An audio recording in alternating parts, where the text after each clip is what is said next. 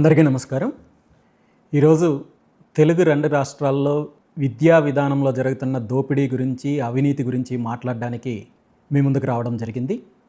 అనేక ప్రపంచ దేశాల్లో వారి పౌరుల యొక్క ఆర్థిక సామాజిక స్థితిగతులతో సంబంధం లేకుండా పూర్తి స్థాయిలో ఉచిత విద్యను అందిస్తున్నారు. ఇందులో Norway, Finland, Sweden, Germany, Argentina, Brazil, Belgium, Morocco, Egypt, Greece లాంటి అనేక దేశాలు పూర్తిగా ఉచిత విద్యా విధానాన్ని అమలు చేస్తున్నారు. ఇందులో కొన్ని దేశాలు అయితే బయట ప్రపంచ దేశాల నుండి వారి దేశంలో చదువుకోవడానికి వచ్చే విద్యార్థులకు కూడా ఉచిత విద్యను అందిస్తున్నారు. భారతదేశంలో విద్య పైన వ్యాపారం చెయ్యకూడదు అని స్పష్టంగా ఉన్నప్పటికీ, రైట్ టు ఎడ్యుకేషన్ యాక్ట్ తీసుకొచ్చినప్పటికీ దాన్ని అమలులో ప్రభుత్వాలు పూర్తి స్థాయిలో విఫలమయ్యాయి. ముఖ్యంగా రెండు తెలుగు రాష్ట్రాలు, ఆంధ్రప్రదేశ్, తెలంగాణ రాష్ట్రంలో విద్యనే ప్రధాన వ్యాపారాస్త్రంగా మలుచుకొని విద్యా సంస్థలు నెలకొల్పి ఏ విధంగా వేల కోట్ల రూపాయలు వ్యాపారం చేస్తున్నారో, అవినీతి చేస్తున్నారో, దోపిడీ చేస్తున్నారో మనం చూస్తున్నాం. మరీ ముఖ్యంగా ఆంధ్రప్రదేశ్ రాష్ట్రంలో ఉపాధ్యాయ వృత్తితో జీవితాన్ని ప్రారంభించిన కొంతమంది వ్యక్తులు విద్యా సంస్థలు నెలకొల్పి విద్యను వ్యాపారంగా మలుచుకొని ఏ విధంగా వేల కోట్ల రూపాయలు దోపిడీ చేశారో, ఆ దోపిడీ సొమ్ముని అధికార పార్టీకి ముడుపులుగా అందించి పార్టీలో, ప్రభుత్వంలో, క్యాబినెట్లో కీలకంగా ఉంటూ విద్యతో ఏ విధంగా వ్యాపారం చేస్తున్నారో మనం చూస్తున్నాం.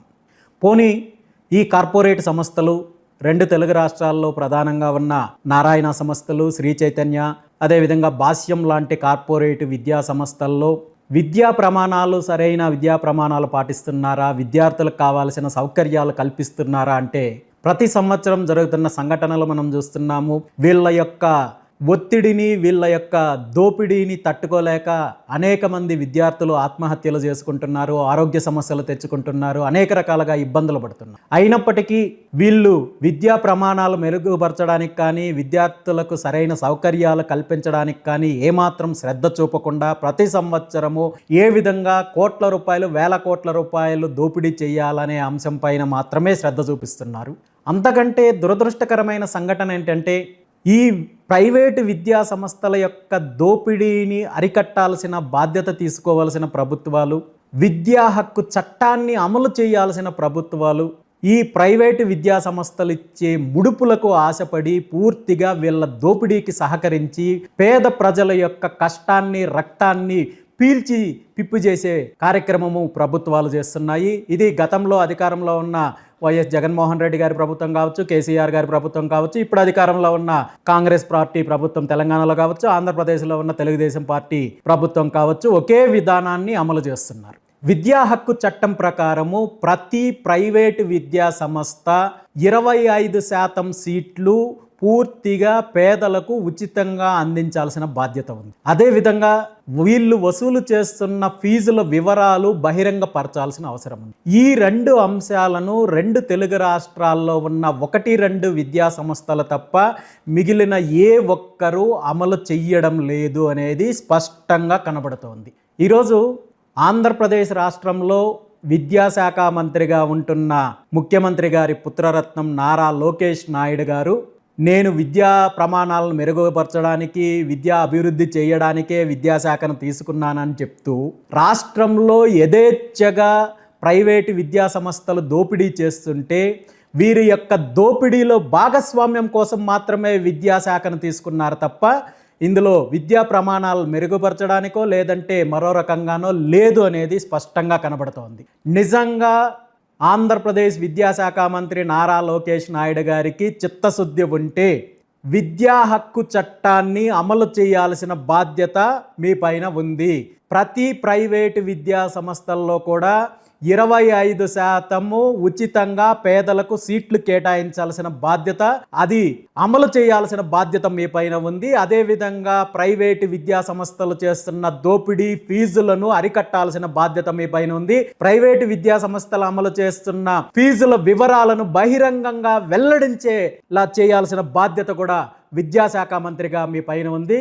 అంతే తప్ప ఏదైతే ప్రభుత్వ పాఠశాలల్లో చదువుకున్న విద్యార్థుల యొక్క కష్టాన్ని, వాళ్ళ ప్రతిభని మీ గొప్పతనంగా పేపర్లో అడ్వర్టైజ్మెంట్లు ఇచ్చుకుంటే అది విద్యా వ్యవస్థలో మార్పులు తీసుకొచ్చినట్టు కాదు. ఇప్పటికైనా ఈ కొత్త విద్యా సంవత్సరంలో తెలంగాణ ప్రభుత్వం కావచ్చు, ఆంధ్రప్రదేశ్ ప్రభుత్వం కావచ్చు, ప్రైవేటు విద్యా సంస్థల్లో జరుగుతున్న విద్యా దోపిడీని, ఏదైతే ఈ విద్యా వ్యవస్థలో ఉన్న లోపాలను అరికట్టాల్సిన బాధ్యత ఉంది.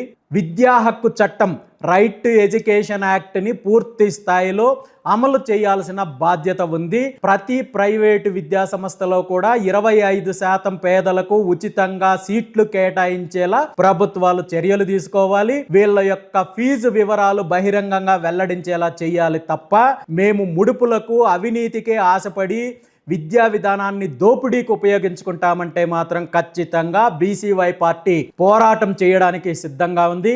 2-3 రోజుల్లో 2 తెలుగు రాష్ట్రాల్లో కూడా అన్ని డిఈఓ కార్యాలయాల్లో బీసీవై పార్టీ నాయకులు, కార్యకర్తలు దీనిపైన వినతి పత్రం సమర్పిస్తున్నాము. విద్యా హక్కు చట్టాన్ని ఖచ్చితంగా అమలు చేసి తీరాల్సిందే. అలా చెయ్యని పక్షంలో ఖచ్చితంగా విద్య ద్వారా, ప్రైవేటు విద్యా సంస్థల ద్వారా మేము దోపిడీ చేస్తున్నామని ప్రభుత్వం ఒప్పుకోవాలి. ఇక్కడ ఆంధ్రప్రదేశ్ రాష్ట్రం యొక్క విద్యాశాఖ మంత్రి నారా లోకేష్ నాయుడు గారు ప్రైవేటు విద్యా సంస్థల్లో 25% అమలు చేయనట్టయితే ఉచిత విద్యని, ఆ 25% ముడుపులు మీకు వస్తున్నాయని ప్రజలు భావించాల్సి వస్తుంది. ఖచ్చితంగా ఇందులో మీ నిజాయితీని, మీ చిత్తశుద్ధిని నిరూపించుకోవాల్సిన బాధ్యత ఉంది. ఈ విద్యా హక్కు చట్టాన్ని అమలు చేయడంలో కావచ్చు, అదేవిధంగా ప్రైవేటు విద్యా సంస్థల్లో జరుగుతున్న దోపిడీని, ప్రైవేటు విద్యా సంస్థల్లో జరుగుతున్న అరాచకాలు, అదేవిధంగా విద్యార్థుల పైన చేస్తున్న ఏదైతే ఈ బలవంతపు ఫీజుల వసూళ్ల పైన బీసీవై పార్టీ పూర్తి స్థాయిలో పోరాటం చేస్తుంది. విద్యా హక్కు చట్టాన్ని ప్రభుత్వం అమలు చేసి తీరాల్సిందే అనేది స్పష్టంగా తెలియజేస్తున్నాను. అదేవిధంగా మరీ ముఖ్యంగా ఈరోజు రాష్ట్రంలో ప్రైవేటు విద్యా సంస్థల విద్యార్థులను లక్ష్యంగా చేసుకొని జరుగుతున్న డ్రగ్స్ వ్యవస్థను, డ్రగ్స్ మాఫియాను అరికట్టాల్సిన బాధ్యత కూడా విద్యాశాఖ మంత్రికి ఉంది. ఈరోజు ప్రతి ప్రైవేటు విద్యా సంస్థ చుట్టూ చాక్లెట్లు, ఐస్ క్రీంలు అమ్మినట్టుగా ఈరోజు డ్రగ్స్ అందించే కార్యక్రమం జరుగుతోంది. విద్యార్థుల యొక్క జీవితాలతో చెలగాటమాడుతున్నారు, వాళ్ళ భవిష్యత్తును నాశనం చేస్తున్నారు. ఒక పక్క విద్యా పేరుతో వ్యాపారం చేస్తూ, ఒక పక్క విద్యా సంస్థలను వ్యాపారం చేయడానికి ప్రోత్సహిస్తూ, మరో పక్క మీ అధికార పార్టీ అండతో డ్రగ్స్ వ్యాపారం చేసే కల్చర్ ఈరోజు ముఖ్యంగా ఆంధ్రప్రదేశ్ రాష్ట్రంలో ఉంది. దీన్ని అరికట్టాల్సిన బాధ్యత కూడా విద్యాశాఖ మంత్రి నారా లోకేష్ నాయుడు గారికి ఉంది. ఖచ్చితంగా దీనిపైన చర్యలు తీసుకోవాలని చెప్పి బీసీవై పార్టీ తరపున డిమాండ్ చేస్తున్నాము. అలా కాని పక్షంలో ఉద్యమం చేయడానికి సిద్ధంగా ఉన్నాము. మీ దోపిడీని, మీరు విద్యా సంస్థల ద్వారా వచ్చే అవినీతిని ఏ విధంగా ప్రోత్సహిస్తున్నారో ప్రజలకు తెలియజేస్తాము. అదేవిధంగా భవిష్యత్తులో ఈ రాష్ట్ర ప్రజలు అవకాశం ఇచ్చిన రోజు ఆంధ్రప్రదేశ్ రాష్ట్రంలో అన్ని స్థాయిల్లో పూర్తిగా ఉచిత విద్యను అందించే కార్యక్రమాన్ని కూడా బీసీవై పార్టీ చేస్తుంది.